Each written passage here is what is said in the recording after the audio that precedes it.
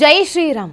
ನೀವು ನೋಡ್ತಾ ಇದ್ದೀರಾ ಟಿವಿ ವಿಕ್ರಮ. ನಾನು ಸೌಮ್ಯ ಸನಾತನಿ. ನಮ್ಮ ಟಿವಿ ವಿಕ್ರಮದ ಎಲ್ಲ ಕಾರ್ಯಕ್ರಮಗಳ ನೋಟಿಫಿಕೇಶನ್ ನಿಮಗೆ ಸಿಗಬೇಕಂತ ಹೇಳಿದ್ರೆ ನಮ್ಮ ಟಿವಿ ವಿಕ್ರಮ ಚಾನಲನ್ನು ಸಬ್ಸ್ಕ್ರೈಬ್ ಮಾಡಿ, ಹಾಗೆ ಬೆಲ್ ಬಟನ್ ಕ್ಲಿಕ್ ಮಾಡೋದನ್ನು ಖಂಡಿತ ಮರಿಬೇಡಿ. ವೀಕ್ಷಕರೇ, ರಾಹುಲ್ ಗಾಂಧಿ ಮೊದಲ ಬಾರಿ ಭೂ ಹಗರಣ ಕೇಸ್ನಲ್ಲಿ ತನ್ನ ಭಾವನೆಗೋಸ್ಕರ ಮೈದಾನಕ್ಕೆ ಇಳಿದಿದ್ದಾರೆ. ಇದಕ್ಕಿಂತ ಮುಂಚೆ ಅವರ ಭಾವನಾ ಕೇಸ್ ಬಗ್ಗೆ ಒಂದೇ ಒಂದು ಮಾತಾಡದ ರಾಹುಲ್ ಗಾಂಧಿ ಈಗ ಕೊನೆಗೂ ಮೌನ ಮುರಿದು ಮಾತಾಡಿದ್ದಾರೆ. ರಾಹುಲ್ ಗಾಂಧಿ ಟ್ವೀಟ್ ಮಾಡಿ ದೊಡ್ಡದಾಗಿ ಬರ್ಕೊಳ್ತಾರೆ, ನನ್ನ ಭಾವ ಪ್ರಾಮಾಣಿಕರು, ಅವರ ಮೇಲೆ ಸುಖ ಸುಮ್ಮನೆ ಆರೋಪ ಮಾಡಿ ಸಿಕ್ಕಿ ಹಾಕಿಸ್ತಾ ಇದ್ದಾರೆ. ಈ ಪಿತೂರಿ 10 ವರ್ಷದಿಂದ ಮಾಡ್ತಾನೇ ಇದ್ದಾರೆ. ರಾಹುಲ್ ಗಾಂಧಿ ಮತ್ತೊಮ್ಮೆ ಹಸಿ ಸುಳ್ಳನ್ನು ಹೇಳ್ತಾರೆ. ಏನು ಸುಳ್ಳು ಹೇಳಿತು ರಾಹುಲ್ ಗಾಂಧಿ? ಹಾಗಾದರೆ ಎಲ್ಲವನ್ನ ಹೇಳ್ತೀವಿ, ವಿಡಿಯೋವನ್ನು ಪೂರ್ತಿಯಾಗಿ ನೋಡಿ. ನರೇಂದ್ರ ಮೋದಿ ಹಾಗೂ ಅಮಿತ್ ಶಾ ತಮ್ಮ ಆಟ ಶುರು ಮಾಡ್ಕೊಂಡಿದ್ದಾರೆ. ಅವಶ್ಯವಾಗಿ ಮಾಡಲೇಬೇಕಾಗಿತ್ತು, ಯಾಕಂದರೆ ಇತ್ತ ರಾಹುಲ್ ಗಾಂಧಿಯ ಸುಳ್ಳಿನ ಸರಮಾಲೆ ನಿಂತೇ ಇರಲಿಲ್ಲಲ್ವಾ? ಅದಕ್ಕೆ ಇಡೀ ಕುಟುಂಬ ಭ್ರಷ್ಟಾಚಾರದಲ್ಲೇ ಮುಳುಗಿಯೇ ಹೋಗಿದೆ. 10 ಕೇಸ್ನಲ್ಲಿ ಬೇಲ್ ಮೇಲೆ ಹೊರಗಿದ್ದಾರೆ. ಆದರೆ ಮಾತಾಡೋದು ದೊಡ್ಡದೇ. ಕೈಯಲ್ಲೊಂದು ಕೆಂಪು ಪುಸ್ತಕ ಇಟ್ಕೊಂಡು ಸಂವಿಧಾನದ ಪುಸ್ತಕ ಇದೇ ಎಲ್ಲ ಅಂತ ಬಿಲ್ಡಪ್ ಬೇರೆ ಕೊಡ್ತಾರೆ. ಆದರೆ ಇಡಿ ಒಂದೇ ದಿನದಲ್ಲಿ ಎಂಥ ಕಾರ್ಯಾಚರಣೆಯನ್ನು ಮಾಡ್ತು ಅಂದರೆ ಸಂಪೂರ್ಣ ವಿರೋಧ ಪಕ್ಷವೇ ನಡುಗಿ ಹೋಗ್ತಾ ಇದೆ.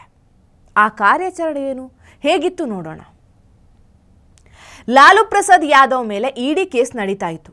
ಸೊ ಲಾಲು ಪ್ರಸಾದ್ ಯಾದವ್ ಕೋರ್ಟ್ ಮೆಟ್ಟಿಲೇರಿದ್ರು ಇದರ ತನಿಖೆಯನ್ನು ನಿಲ್ಲಿಸಿ ಅಂತ. ಆದರೆ ಕೋರ್ಟ್ ಅದನ್ನು ನಿರಾಕರಿಸಿದೆ. ಯಾಕಂದರೆ ಇಡಿ ಅವರು ತಮ್ಮ ಗಟ್ಟಿ ನಿಲುವು ಮತ್ತು ವಾದವನ್ನು ಕೋರ್ಟ್ಗೆ ಅರ್ಥ ಮಾಡಿಸಿದ್ದಾರೆ. ಇನ್ನೊಂದು, ಮಾಜಿ ಸಿಎಂ ಭೂಪೇಶ್ ಬಾಘೇಲ್ ಅವರ ಮಗ ಚೈತನ್ಯ ಬಾಘೇಲ್ ಅವರನ್ನು ಕೂಡ ಅರೆಸ್ಟ್ ಮಾಡಲಾಗಿದೆ. ಮತ್ತೊಂದು ಕಡೆ ರಾಬರ್ಟ್ ವಾದ್ರಾ ಕೇಸ್ನಲ್ಲಿ ಇಡಿ 11 ಜನರ ಮೇಲೆ ಚಾರ್ಜ್ ಶೀಟ್ ಫೈಲ್ ಮಾಡಿದೆ. ರಾಬರ್ಟ್ ವಾದ್ರಾ ಬಿಸ್ನೆಸ್ ಮಾಡೆಲ್ ಹೇಗಿದೆ ನೋಡಿ. ಅವರು ಹೇಳ್ದಂಗೆ ಬಿಸ್ನೆಸ್ ಮಾಡಿದರೆ 6 ತಿಂಗಳಲ್ಲಿ ಕೋಟ್ಯಾಧಿಪತಿ ಆಗಬಹುದು. ಆದರೆ ಆ ಬಿಸ್ನೆಸ್ ಅವರಿಗೆ ಮಾತ್ರ ಮಾಡೋಕೆ ಆಗೋದು. ಅಷ್ಟಕ್ಕೂ ಈ ಕತೆ ಮೋದಿಜಿ ಬಂದ ಮೇಲೆ ಶುರುವಾಗಿದ್ದಲ್ಲ. ರಾಬರ್ಟ್ ವಾದ್ರಾ ಕತೆ 2012ರಲ್ಲಿ ಶುರುವಾಗಿತ್ತು. ಇನ್ನೂ ರನ್ನಿಂಗ್ ಸಕ್ಸಸ್ಫುಲಿಯಾಗಿ ಓಡ್ತಾ ಇದೆ.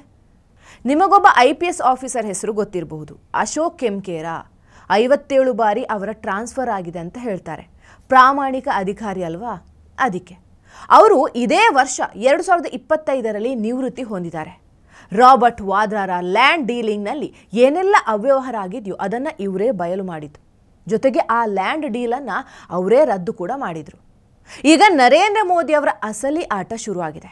ಇದನ್ನೇ ಜನ ಕಾಯ್ತಾ ಇದ್ದಿದ್ದು. ಇದೊಂದೇ ಕೇಸಲ್ಲ, ಇನ್ನೂ 96 ನಾಯಕರ ಫೈಲ್ ಈಗ ಇಡಿ ಕೈಯಲ್ಲಿ ಇದೆ. ನ್ಯಾಯಾಲಯದಲ್ಲಿ ಅದೇನಾಗುತ್ತೋ ಗೊತ್ತಿಲ್ಲ. ಆದರೆ ಸರ್ಕಾರ ಸ್ಪಷ್ಟವಾಗಿ ಹೇಳಿದೆ, ಇದನ್ನು ತುಂಬ ಎಳಿಬೇಡಿ, ಬೇಗ ಮುಗಿಸ್ಬಿಡಿ ಅಂತ. ಆ ಕೆಲಸ ಈಗಾಗಲೇ ಶುರುವಾಗಿದೆ ಕೂಡ. ಬನ್ನಿ, ರಾಹುಲ್ ಗಾಂಧಿಯವರ ನೋವನ್ನು ನಾವು ಈಗ ಸ್ವಲ್ಪ ಹಂಚ್ಕೊಳ್ಳೋಣ. ಏನು ಟ್ವೀಟ್ ಮಾಡಿದ್ದಾರೆ, ಏನಂತೆ ಅವರ ಗೋಳು ನೋಡೋಣ. ರಾಹುಲ್ ಗಾಂಧಿ ಬರ್ಕೊಳ್ತಾರೆ, ನನ್ನ ಭಾವನನ್ನು 10 ವರ್ಷಗಳಿಂದ ಈ ಸರ್ಕಾರ ಟಾರ್ಗೆಟ್ ಮಾಡ್ಕೊಂಡು ಬಂದಿದೆ. ದುರುದ್ದೇಶಪೂರಿತ ಮತ್ತು ರಾಜಕೀಯ ಪ್ರೇರಿತ ನಿಂದನೆ ಹಾಗೆ ಕಿರುಕುಳದ ಮತ್ತೊಂದು ದಾಳಿಯನ್ನು ಎದುರಿಸುತ್ತಿರುವ ರಾಬರ್ಟ್ ವಾದ್ರಾ, ಪ್ರಿಯಾಂಕಾ ವಾದ್ರಾ ಮತ್ತು ಮಕ್ಕಳೊಂದಿಗೆ ನಾನು ನಿಲ್ತೇನೆ. ಅವರೆಲ್ಲರೂ ಕಿರುಕುಳವನ್ನು ತಡೆದುಕೊಳ್ಳುವ ಧೈರ್ಯಶಾಲಿಗಳು ಅನ್ನೋದು ನನಗೆ ಗೊತ್ತಿದೆ. ಹಾಗೆ ಅದನ್ನು ಅವರು ಎದುರಿಸ್ತಾರೆ. ಕೊನೆಗೆ ಸತ್ಯವೇ ಮೇಲುಗೈ ಸಾಧಿಸಲಿದೆ ಅಂತ ಬರ್ಕೊಳ್ತಾರೆ. ಇದ್ರ ಬಗ್ಗೆ ಸಾಕಷ್ಟು ಮಾಧ್ಯಮದಲ್ಲಿ ವರದಿ ಕೂಡ ಬಂದಿದೆ. ಈಗ ರಾಹುಲ್ ಗಾಂಧಿ ಸರ್ಕಾರದ ವಿರುದ್ಧ ಆರೋಪವನ್ನು ಮಾಡ್ತಾ ಇದ್ದಾರಲ್ವಾ? ಈ ಲ್ಯಾಂಡ್ ಡೀಲ್ ರದ್ದಾದಾಗ ಅಂದರೆ 2012ರಲ್ಲಿ ಯಾರ ಸರ್ಕಾರ ಅಧಿಕಾರದಲ್ಲಿ ಇದ್ದಿದ್ದು? ಇವರ ಮೌತ್ ಪೀಸ್ ಮನಮೋಹನ್ ಸಿಂಗ್ ಅವರೇ ಅಲ್ವಾ ಆವಾಗ ಪ್ರಧಾನಿ ಆಗಿದ್ದಿದ್ದು. ಹರಿಯಾಣದಲ್ಲಿ ಯಾರು ಅಧಿಕಾರದಲ್ಲಿದ್ದಿದ್ದು? ಭೂಪೇಂದ್ರ ಹೂಡಾ. ಹಾಗೂ ಈ IPS ಅಧಿಕಾರಿ ಅಶೋಕ್ ಕೆಮ್ಕರ್ ಅವರೇ ಈ ಲ್ಯಾಂಡ್ ಡೀಲ್ ರದ್ದು ಮಾಡಿತು. ಇದಾದ ತಕ್ಷಣ ಅಶೋಕ್ ಕೆಮ್ಕರ್ ಚಂಡೀಗಢಕ್ಕೆ ಟ್ರಾನ್ಸ್ಫರ್ ಆದರು. ಈ ವಿಷಯವನ್ನು ರಾಹುಲ್ ಗಾಂಧಿ ಅವರೇ ಹೇಳಿ ಅಲ್ವಾ? ಮೋದಿ ಅವರು ಹೇಳಿದ್ದು ಯಾವ ಕೇಸ್ಗಳಿದೆಯೋ ಅದನ್ನೆಲ್ಲ ಬೇಗ ಕ್ಲಿಯರ್ ಮಾಡಿ ಅಂತ. ಅದ್ಯಾಕೆ ನಿಮಗೆ ಸಮಸ್ಯೆ ಆಗಿರೋದು? ನೋಡಿ, ಈಗ ಜುಡಿಷಿಯರಿಯಲ್ಲಿ ಅಭಿಷೇಕ್ ಮನು ಸಿಂಘ್ವಿ, ಕಪಿಲ್ ಸಿಬಲ್ ಅಂತಹ ಘಟಾನುಘಟಿ ವಕೀಲರು ಇವರ ಜೇಬಲ್ಲೇ ಇದ್ದಾರೆ. ಅವರು ವಾದ ಮಾಡೇ ಮಾಡ್ತಾರೆ. So don't worry mister Rahul Gandhi. TV Vikrama, ದೇಶ ನಿಮ್ಮ ಕೈಯಲ್ಲಿ. ಈ ಕಾರ್ಯಕ್ರಮ ನಿಮಗೆ ಇಷ್ಟ ಆಗಿದ್ದಲ್ಲಿ ಲೈಕ್, ಶೇರ್ ಹಾಗೂ ಕಮೆಂಟ್ ಮಾಡಿ.